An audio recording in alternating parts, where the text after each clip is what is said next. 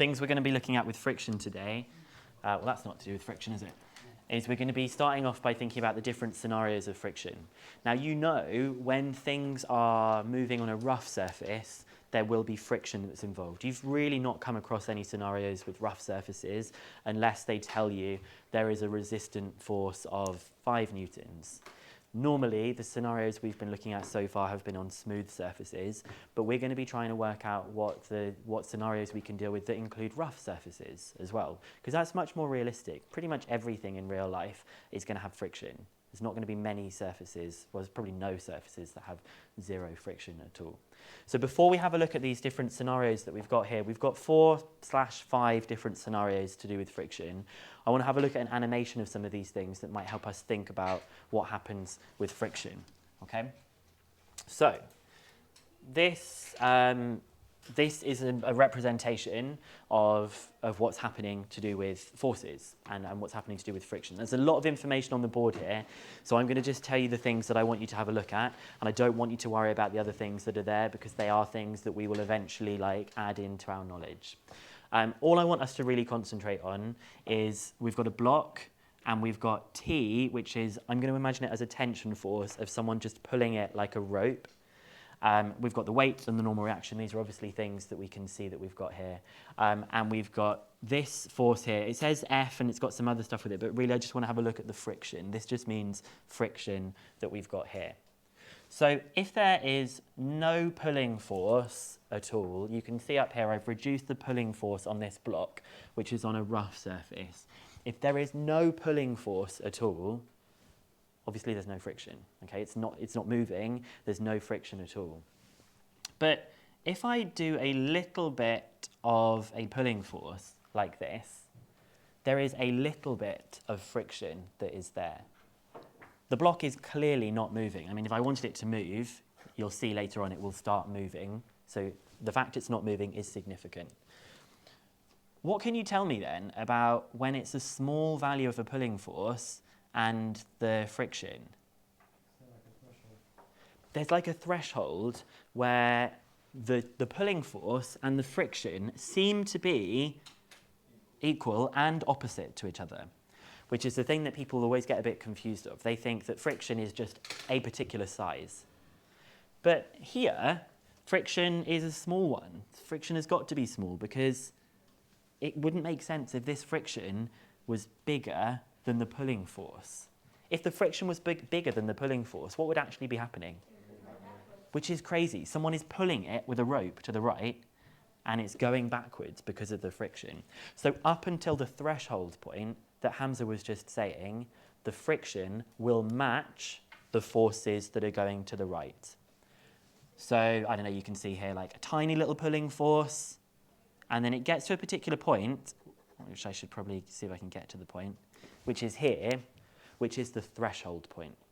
And we call this threshold point limiting friction or limiting equilibrium. And then when you go beyond that threshold point, this little red arrow down here cannot get any bigger. It's reached its maximum. That particular surface and that particular box, they can't produce any more friction between them.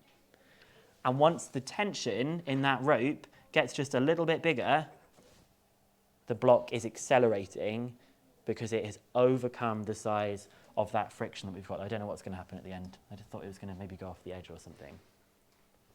So let's get it stopping again. The first scenarios that we're going to talk about are some of the things we've already seen. The first scenario is this one. No one is pulling on it at all. So nothing's happening. So I'm just going to write some things down. I want you to write these down as well, okay? So scenario 1, a block is on a horizontal rough surface with no forces other than gravity acting on it. The comment regarding friction, there is no friction force acting because there's no other force acting against it.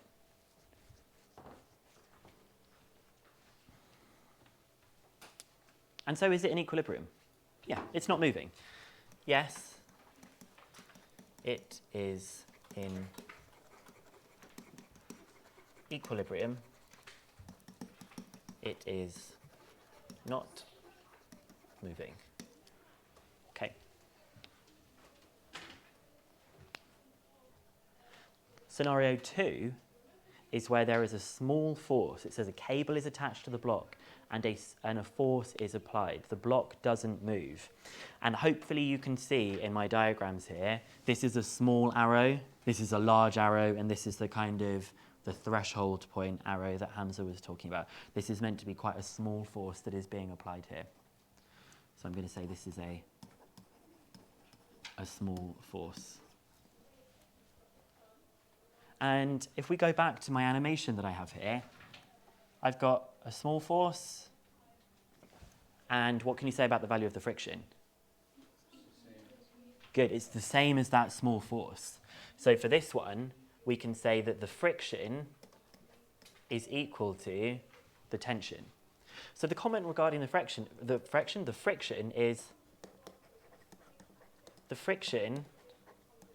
is equal and opposite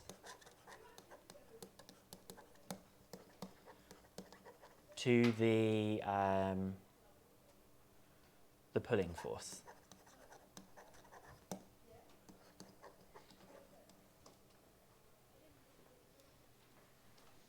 And that's the thing that people sort of really don't think about. Like, I don't know, with this stack of paper here, I like push the paper a little bit. It's not moving, but there is, every time I push it, there is a little friction force that's saying, nope, it's not going to move. And it's exactly equal to the force that I'm putting into that block of paper. Is it in equilibrium? Yeah. Yes. It is in equilibrium. It is not moving.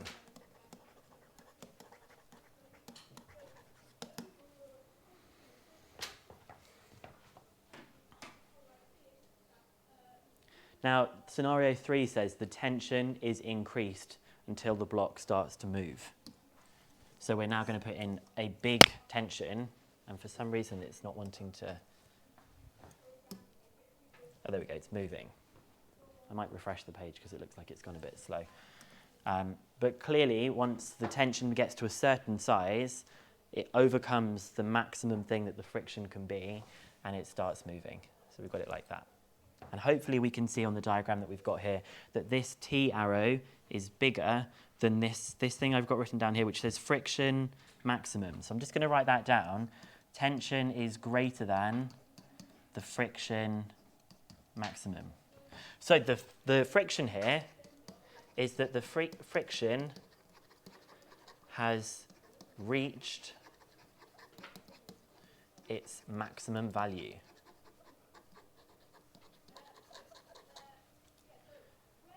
Because of what that surface is made of, it's not possible for the friction to resist that force anymore. It's trying to hold it back as much as it can, and it can't do it anymore, so it's going to start moving. Is it in equilibrium? No. So that must mean that it is accelerating, and obviously if it's accelerating, what kind of formula would we use? We're just going to use F equals ma in this kind of situation that we've got. We've now gone from a static situation to a, what was this one called if it's moving? Dynamic situation. Now, scenario 4a and 4b are similar but different, okay? And I need to add in a couple of words here that I forgot to add in when I was typing this up. So scenario 4a is that the tension is increased until the block starts to move, just about to start to move.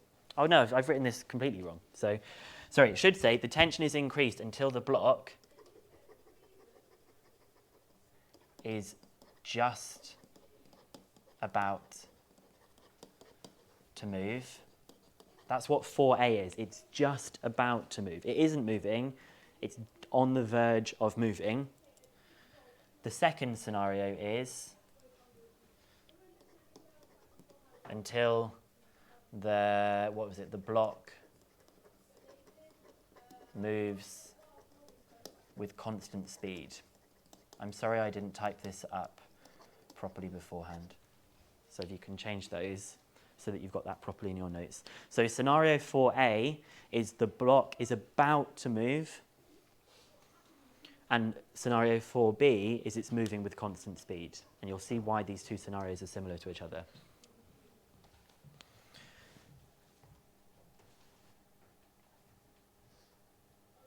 What do you think the value of the tension is here compared to the value of the friction? It's the same as the maximum value of the friction. So here, T is the same as the friction maximum value. And I'll show you what that means on here. Oh, it's gone all the way to the end here, so let's just reset this. Stop. Here, they've reached exactly the same bit, and you can see here it says that it's got limiting friction. So it's at the point where if you just made this tension increase by a tiny bit more, it's going to overcome what the friction is, and it's about to start moving. You see it went up to 1.7 and it started moving. So that is what we call limiting equilibrium, and we'll just quickly talk about this. For both of these, friction has reached its maximum. So for both of those, friction has reached its maximum value. Scenario A, we call this limiting equilibrium. And this means that it is on the point of moving. You may see phrases like, it is about to move, it is on the point of moving, friction is limiting. Any of those things are saying friction has got to the most that it can be, and any more, and it's going to start moving. What about scenario 4b, which is that it's moving with constant speed? Is that in equilibrium? Yeah, constant speed means no acceleration. So we can say, yes, it is in equilibrium. Constant speed, it is in equilibrium. And that's sometimes the one that people forget. If something is moving with constant speed, the pulling force is equal to the resisting force. It's a bit like when you're cycling a bike. You still have to keep going if you want to keep going at a constant speed, you still have to pedal, and the amount that you have to pedal is equal to the air resistance and the resistance in the tires that you're cycling against. Yeah? So for both scenarios, is the friction equal to the maximum value? Yes, the friction is equal to the maximum value when it's accelerating. It's reached the max it can possibly be, when it's about to move, and when it's actually moving. So why, if both of them are at the maximum friction, why is one moving at a constant speed and one's stationary? I suppose really one of them is the box has started off and it's not moving. Like I might say to you in the question, like, there's a box and it's not doing anything, it's at rest, and then some stuff happens. That would mean it's going to be 4A. I might tell you another question and I might say, like, Luke is pulling a box along the floor at constant speed. So it's about the starting point of the question, whether the question is beginning with it at rest or whether it's already moving. Sometimes people think if it's already moving, they don't know what the friction is. So I'm just trying to point out if it's moving, the friction is doing its best to stop it, and it can't, it's reached its maximum. Now, I'm sure you know what friction is related to from physics, but obviously not all of us study physics, so I want to make sure that we have a look at that as well. Can I go on to the next page? Has everyone got all those things written down? Are there any questions about these bits? Because this is a pretty important part of mechanics here. Okay, so this is where friction, what the formula is for friction. And it says the maximum friction between two surfaces, which I write as FR max, because F is a pretty confusing letter to have in mechanics, because it means so many things. It means force, it means sometimes resultant force. So I like to put a little R next to it as well to remind me that it's friction. And the friction is equal to mu times R. Now, mu is the coefficient of friction, which I'm going to tell you about in a second what that actually means. And R is the normal reaction between two surfaces. And it's those two particular surfaces, the two materials, I should say, like the box and the ground. Those are the two things. So the maximum friction depends on two things. One, how rough the surface is. So if the surface is really rough, you need more force to be able to get the block to move. If you imagine the two things as like sandpaper, then the size of the friction will be big. And the coefficient of friction is the thing that tells us how rough the surfaces are. So sandpaper is going to have a high coefficient of friction. Ice is going to have a low coefficient of friction. And you can just see what will happen here. The maximum value that the friction can take, if that's big, then it's something that's rough. It means that friction can go up to a very big value before it gives in and can't do anymore. It has a high threshold. The second thing is how hard the rock is pressing against the surface. And more formally, by application of Newton's third law, how large the reaction force R is. Lots of people think that friction is to do with weight and actually how heavy the thing is. But that's not quite true, because if you were trying to push a block across the floor, if you just pushed it fully horizontally versus pushing it horizontally and downwards, if you're pushing it downwards into the rough surface, you're increasing the amount of friction that there is. And the reason that's true is because when you push it down into the surface, the normal reaction increases. So if the normal reaction increases, the friction increases too. So it's not to do with, it is sort of to do with weight, but we've already seen in previous lessons that the normal reaction is not just equal to the weight. The normal reaction depends on what other forces are acting as well, okay? So let's start thinking about how this might apply in some situations here. And take note, this is the maximum value that the friction can be. The friction can be less than this, like in this scenario that we had here. This was not the maximum value it could take. It matched whatever was going in the opposite direction. This is what I've reworded some of these things I've said before. I think this is in the Mechanics Essentials page. So again, I've just said it's the coefficient of friction times the normal reaction. The coefficient of friction, this is an interesting one to note though. The coefficient of friction is always greater than 0 and usually less than about 1.5. They used to say in some of the textbooks that it was between 0 and 1, and then there was an exam question that came up once and the answer was like 1.4, and everyone came out of the exam being like, oh my God, I can't believe it, like I've got the coefficient of friction wrong, I couldn't get it to be between 0 and 1. It's not true, it just is usually between 0 and 1. If you often get an answer about 6, you're wrong. But if it's somewhere between 0 and maybe about 1.5, then it's about right. And I've said the coefficient of friction is specific for the particle and the surface that it's on. So sandpaper would have high, ice would have low coefficient of friction.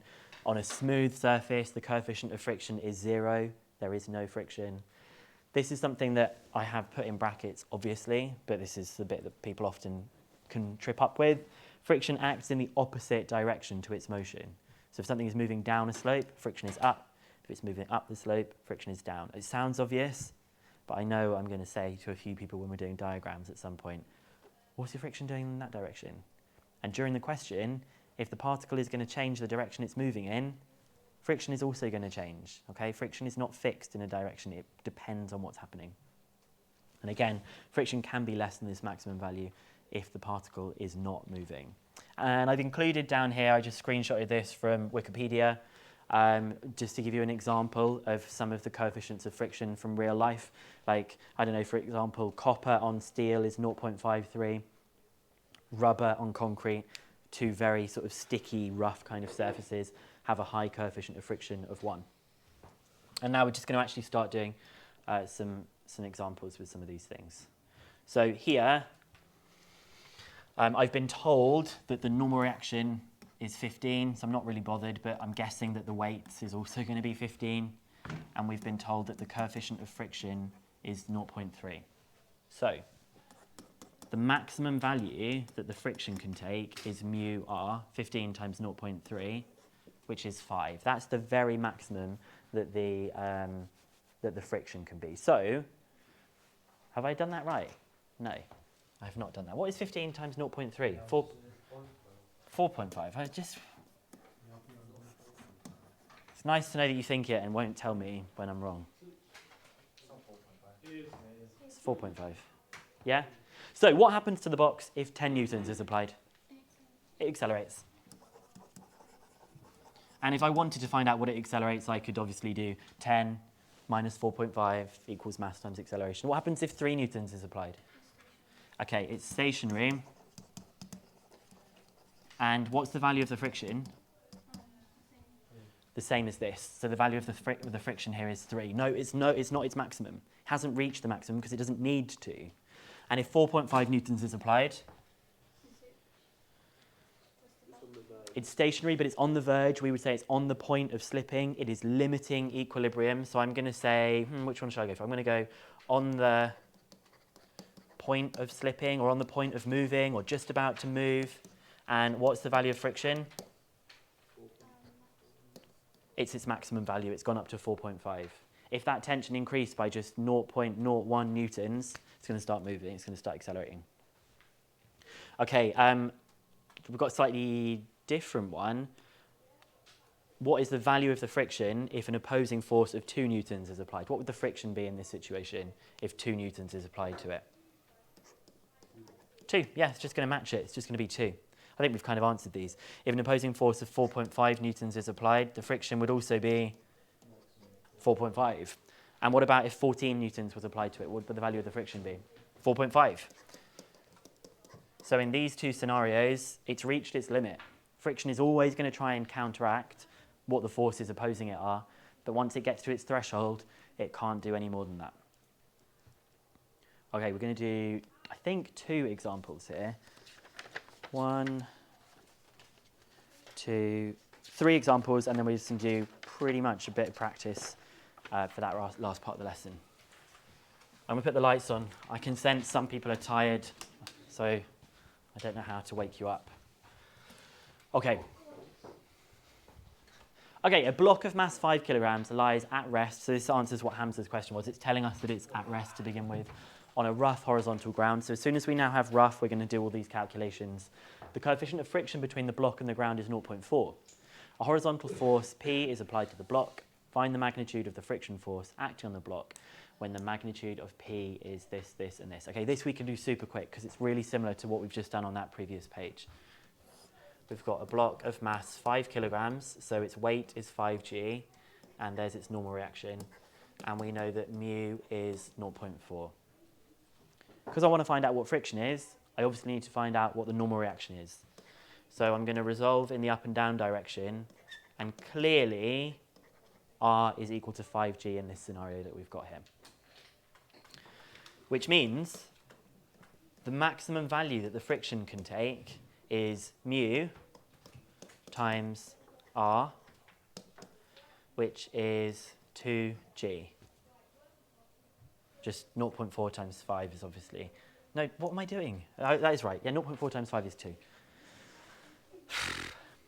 And I thought I was feeling refreshed today, but I haven't done any maths for the last 2 weeks, so I'm not that on it. So for A, it says 10 newtons is applied. So I've still got my R, I've still got my 5g, and I've got 10 newtons being applied. What do you think the friction force should be at 10 newtons? 10. It's just going to match it, 10. This 2g, by the way, is 19.6 newtons. So the friction force for A, it's just going to match it. We're going to just say that the friction would just be 10.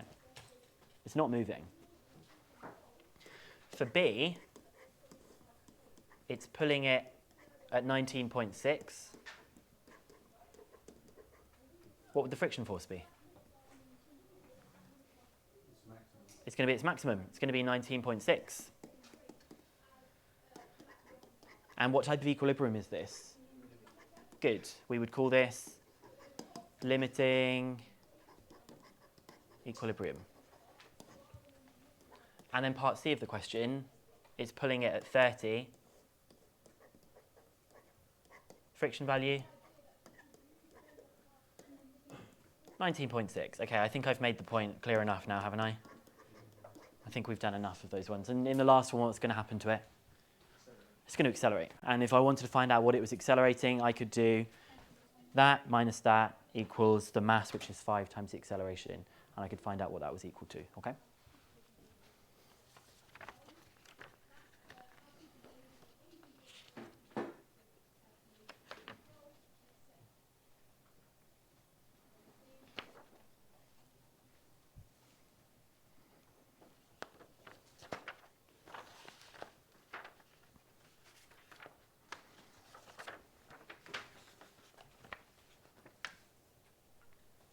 Yes? No, for A, why do you go back to direct 10? Because this is the force that they told me in the question. The 10 newtons, this is the force it's being pulled with. So it's not moving because 10 is less than the maximum, so it just matches it. It would be weird if this was 19.6, because if this was 19.6, if the friction was bigger than that, it's going to start moving in the opposite direction, which doesn't make too much sense. Okay, I'm going to go, if you finish writing those out, just start reading what the next question looks like, but I'm going to start doing that now. So we've got a particle of mass 5 kilograms has pulled a rough horizontal surface by a force of 20 newtons. The coefficient of friction is 0.2. Find the magnitude of the frictional force and the acceleration of the particle. So, diagram. You've got your weight, you've got your normal reaction, you've got your pulling force, and then here, this is something that you may prefer to write on your diagrams. Instead of writing friction, what do you think you could write instead that might make your like you could just write mu r. You could just write mu r. Sometimes that just makes it a little bit easier than having to remember like more formula or write more substitution. We know that this force is going to be mu r because it's definitely going to have reached that maximum force because the question says it's accelerating. So we know it's reached its maximum. So I had better work out what r is. And I'm going to work out what r is by resolving the forces. So r is 5g. And so the friction, which is mu r, this is my mu here. I'm going to multiply that by 5g, and I just get g, or 9.8 newtons.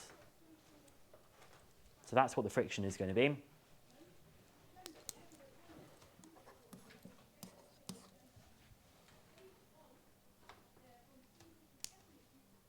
And if you want, you could go back to your diagram, and you could add on that that was 9.8 so that you've got all your information in one place. And then to find the acceleration of the particle, I need to do F equals ma.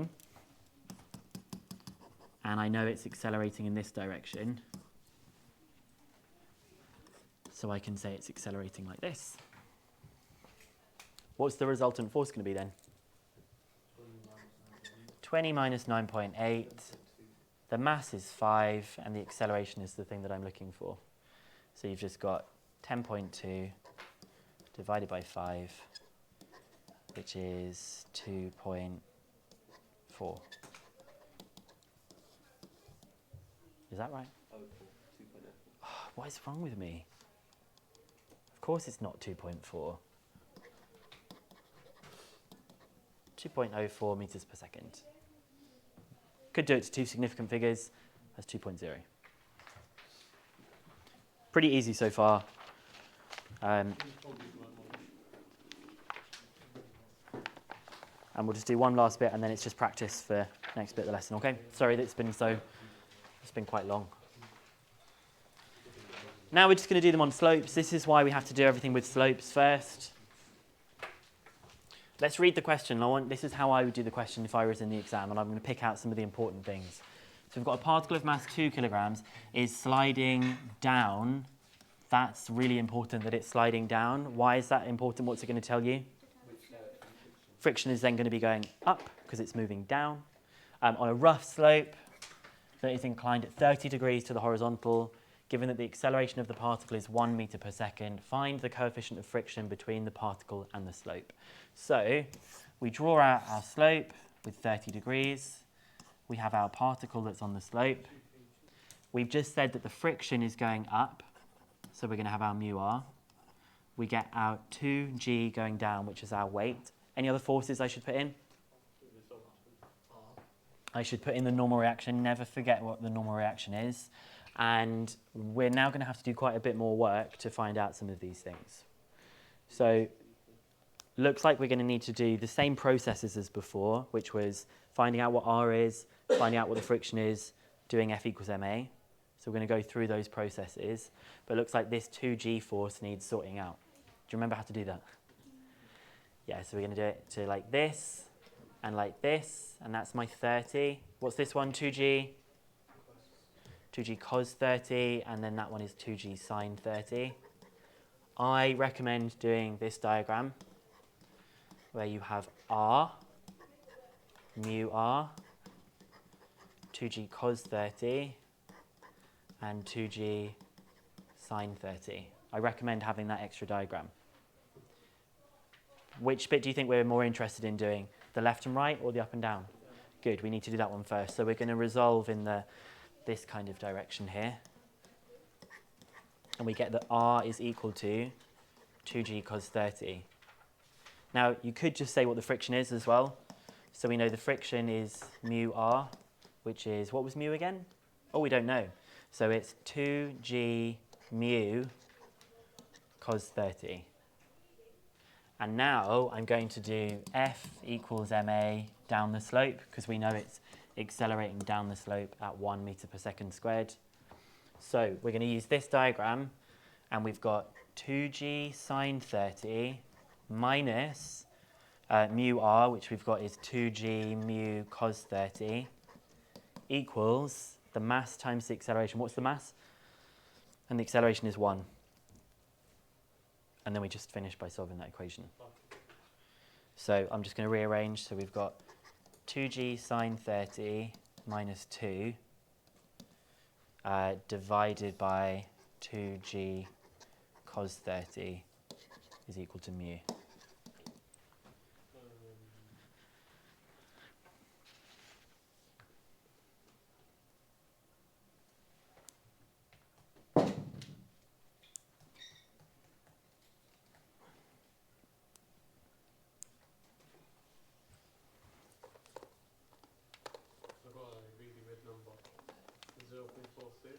It's fine.